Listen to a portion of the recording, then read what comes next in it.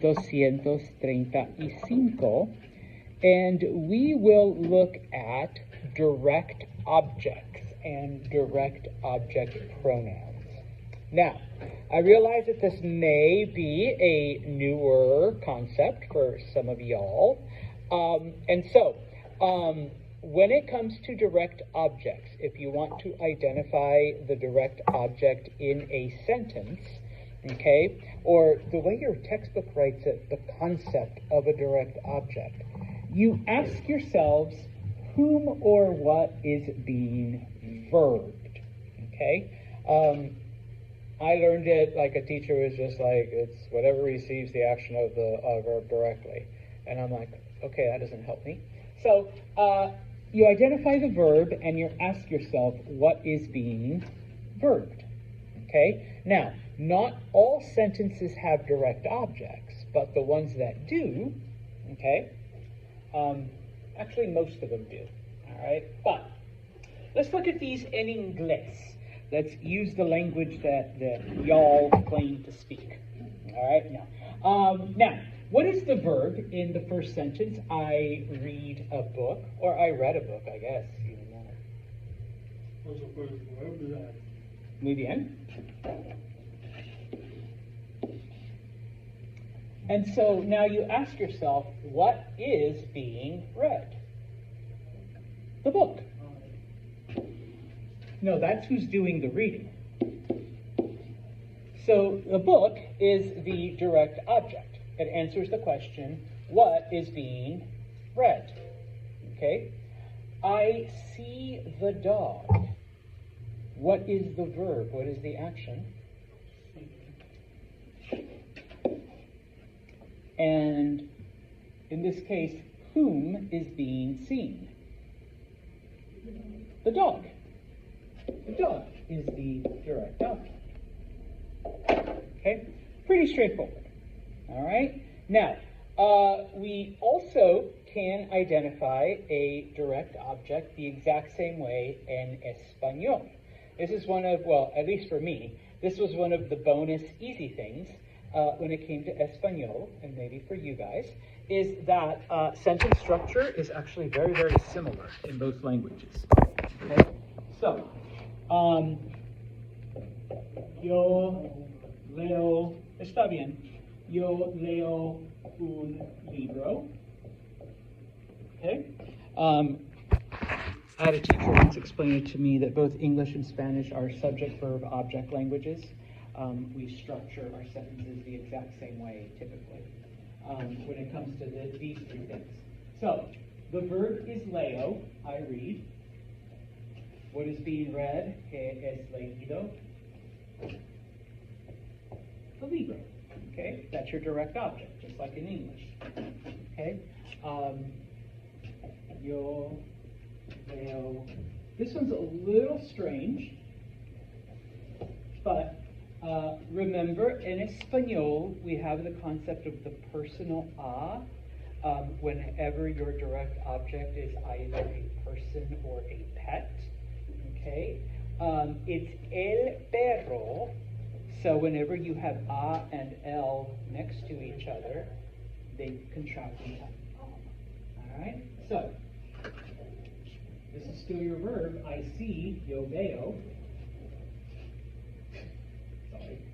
I'm thinking of veo and verb. All right? And of course, what is being seen? El perro. So that is your direct object. Okay? So, pretty straightforward. All right? Or at least with simple sentences. All right? Now, in English, if you don't want to be too repetitive, you can replace the direct object with a pronoun, with a direct object pronoun. All right?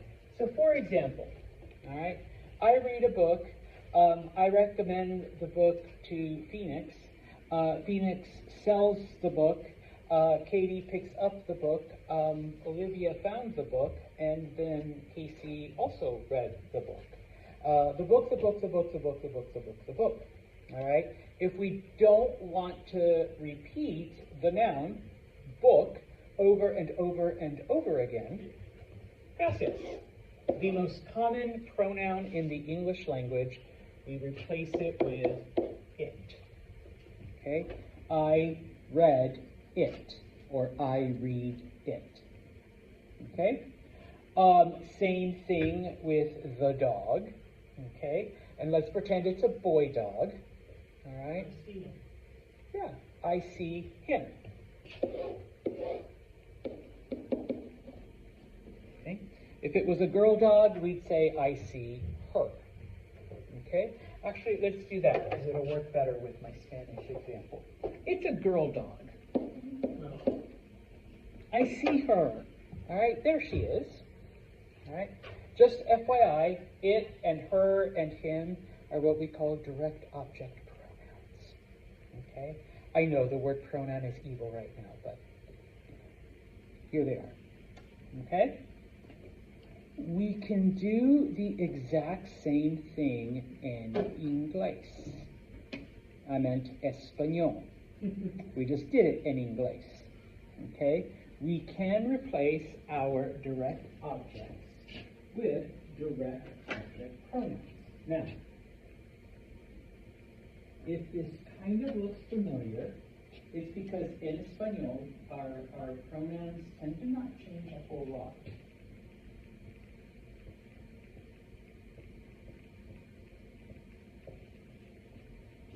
Those four are the same as the reflexive ones. Okay? For the him and her and its, because in Espanol we have masculine and feminine its.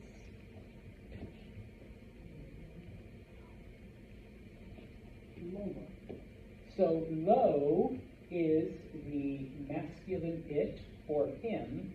La is the feminine it for her.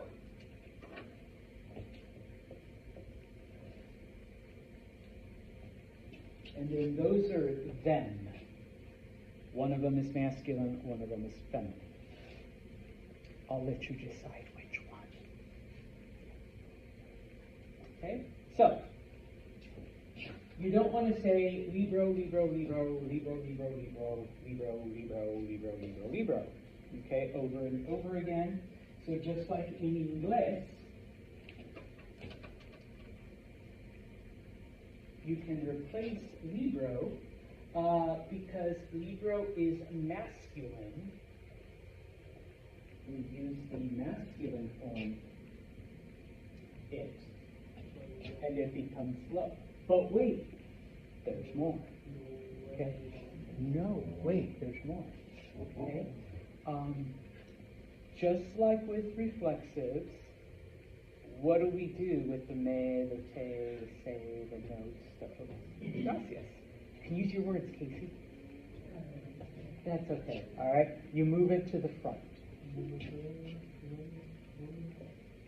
Yo lo leo means I read it. So low layout, so it'd be yo space low space layout. See, Why can't you just say no layout and go? because you can't, that sounds stupid. But if it's structured the same way. Well, not 100%.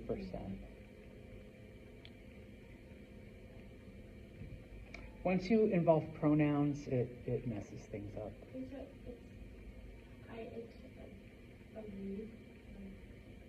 Just like it's a house big, not a big house. Do you just think about it as like let's read like No. I mean, I guess bilingual people do, because we have something to compare it to. Pero personas monolingual people in Spanish, it's just normal. Why would English speakers reverse it? Why would you call it a white house? It's a house white. Everybody knows that. If you think about it in your head though, like when you're speaking Spanish, like do you think about it as white house or house white? House white. That's what it makes sense as. I don't understand that. It's like, Once you're fluent in Spanish, you will. it just doesn't make sense to me. It sounds so like choppy, but I know it doesn't to your What's brain. going on outside? There's a lot of people walking, just standing around. Anyways, okay. Now, even though perro is masculine, remember we're dealing with a feminine dog, okay? So we would replace it with her. Now, when it comes to people or pets, when you replace it with a pronoun, that takes away the personal a. Okay? So,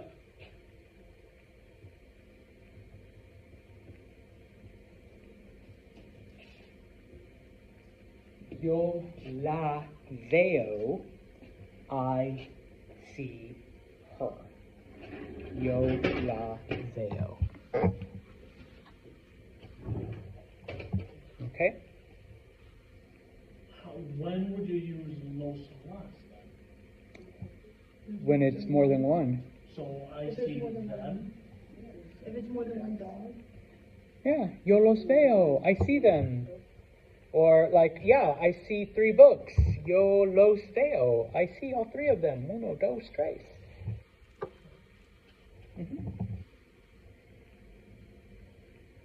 Now, sometimes people ask, wait, so I see me? If you're looking in a mirror, yo me veo. Even in English, you say I see me. You don't say I see Katie or I see Anthony, unless you talk about yourself with your first name. Can you say, like, is myself a word in Spanish? Like, because I wouldn't say I see me, I would say I see myself. It's just yo me veo. I see me. I see me right there in the mirror. Okay? Or if you're looking at a picture of a group, me veo. I see myself. Well, I guess you would translate it as myself. So in Espanol, we wouldn't. Okay? All right. Everything I've just gone over then is in the gray area. It explains the concept of direct objects. It explains the concept of direct object pronouns. If you go to the top of the next page, of page 235, okay, it does talk about what I just did here, the direct object pronoun placement, okay, numero uno. Numero dos, if you want to make something negative, you add the word no, but you put it right before the pronoun. So it'd be yo no. Yo no lo leo. I don't read it. Or yo no la veo. I don't see her. See. Is the verb always going to be in the yo form? No, I'm just using the yo form because it's the easiest. But I could say el lee, el libro, he reads the book. El lo lee, he reads it. We read the book. Nosotros leemos el libro. We read it. Nosotros lo leemos. And another question: is it always going to be in the this is the present tense, right? Is it always going to be in the present tense? You can use it in any tense, just like in Espanol. Inglés. We read it. Yeah, we read it last week. Lo leímos. Nosotros lo leímos. All of this stuff applies to all the tenses. Always, no matter. Yeah, No Well- exceptions. no exceptions. Ever. Just like in English, you say we read it, but if it's something that you read last week, we read it. If it's something you're gonna read, we're gonna read it. You're still using There's it. never going to be an exception. Yeah. Because there's always. Not when it comes to pronouns. You will use it with all the tenses, even the archaic ones that nobody speaks anymore. Because I could say yo, no, may, I didn't, and that would just be I didn't Read read. it, right? Yo I didn't no, read it. No, yeah, that. Yo no lo or I could leí. just get rid of the no, and then it would make more sense. Yo, Well, it'd be less alliterative. right? Yo no lo leí. YOLO. Yo no lo. YOLO. YOLO. Lei would be I read it. Mm-hmm. See, The red is confusing too. yeah, read, read. We don't know which way you meant. Huh? How do you say Jenny? You just add a no in front of the verb. In this case, though, in front of the pronoun. You don't give words. I have to start thinking about Spanish in terms of English, and it's like really killing me. Yeah. Oh, just wait till we get to indirect objects. It's It'll give you migraines if you do. I know read it is what it actually. Read it to I read. actually, know read, but. Oh, actually, I lied to whomever said, why can't we just leave it leolo? Because you can do a leolo. But, and that's the next one. Alright? I told you, always be. No, this is if you have two verbs. If you have a compound. Like that today,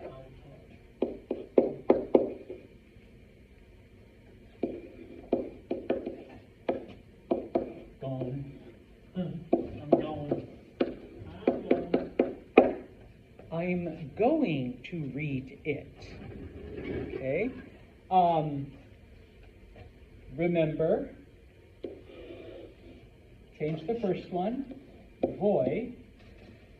The second one, you don't do anything to it. Okay? We already know that the it is a book. All right? Voy a leerlo, or lo voy a leer. I'm going to salud, dinero. Voy a leerlo, I am going to read it, versus lo voy a leer. Both of them mean the exact same thing. All right? Once again, I typically tell students to just leave it at the end, just attach it to the last verb, okay? Like we did with reflexives, okay? But if you want to stick it in the front, it has to be in front of the entire verb, all right? So is that the example that's in the story that we, the tenere que contestarlo? It's the same as this? Yes. You could have said, lo tengo que contestar. But your textbook, even your textbook wants you to do it at the end, because it is easier. It's one less thing for you to think about. Just attach it to the end. Okay? So yeah, tengo que contestarlo. Lo tengo que contestar mean the exact same thing. Okay? Another example, I guess, I want to read it.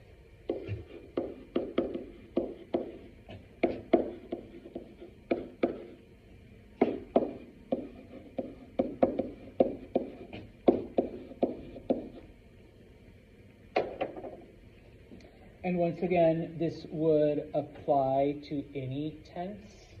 So,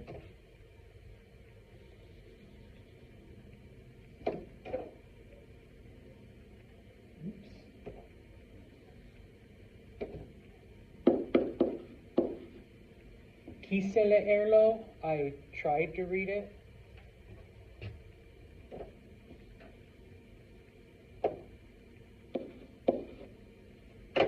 Lo quise leer, I tried to read it.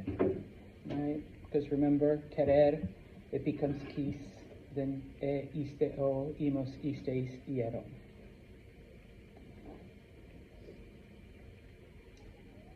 Preguntas.